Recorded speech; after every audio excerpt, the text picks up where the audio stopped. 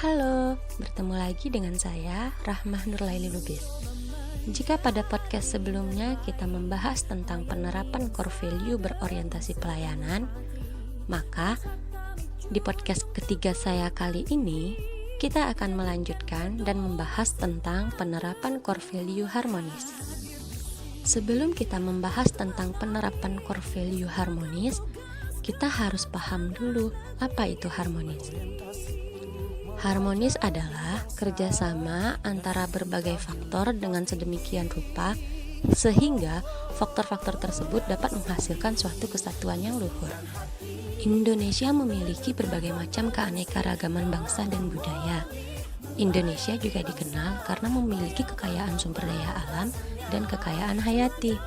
Kekayaan sumber daya alam berupa mineral dan tambang, serta kekayaan hutan tropis dan kekayaan dari lautan di seluruh Indonesia. Dengan banyaknya keanekaragaman bangsa dan budaya Indonesia tersebut dapat menjadi potensi dan tantangan dalam keanekaragaman tersebut.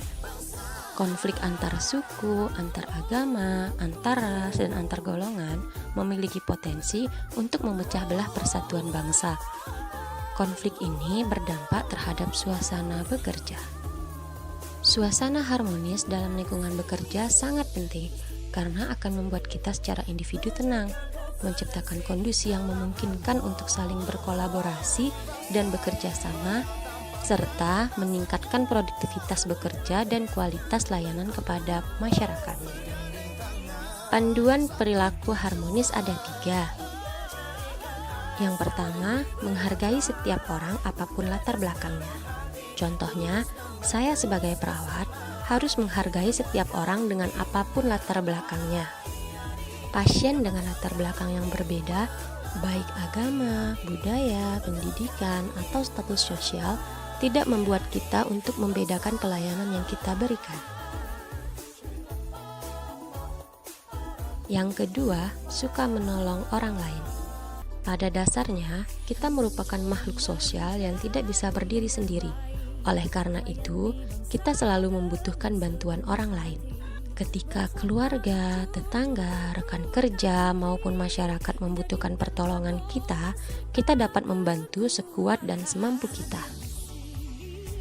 Contohnya, saya sebagai seorang perawat, tentu akan bertemu banyak masyarakat yang sakit yang hendak berobat ke puskesmas. Ketika ada pasien yang kebingungan saat ingin berobat, saya akan membantu dan mengarahkan pasien tersebut untuk terlebih dahulu pergi ke ruangan pendaftaran untuk mendaftar.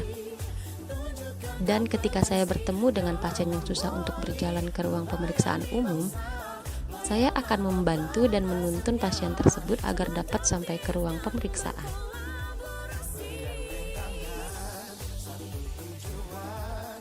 Dan yang ketiga, membangun lingkungan kerja yang kondusif.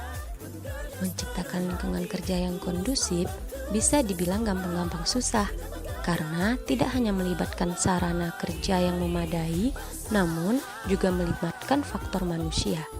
Walaupun demikian, ada banyak cara yang dapat kita lakukan untuk membangun lingkungan kerja yang kondusif. Mulai dari mengembangkan budaya positif, menciptakan lingkungan kerja yang senang, dengan saling bertukar ide, membuat suasana tempat bekerja terasa nyaman, berkomunikasi terbuka, adil, dan saling menghargai. Sampai di sini dulu podcast saya tentang penerapan core value harmonis. Semoga bermanfaat dan sampai jumpa di podcast saya selanjutnya.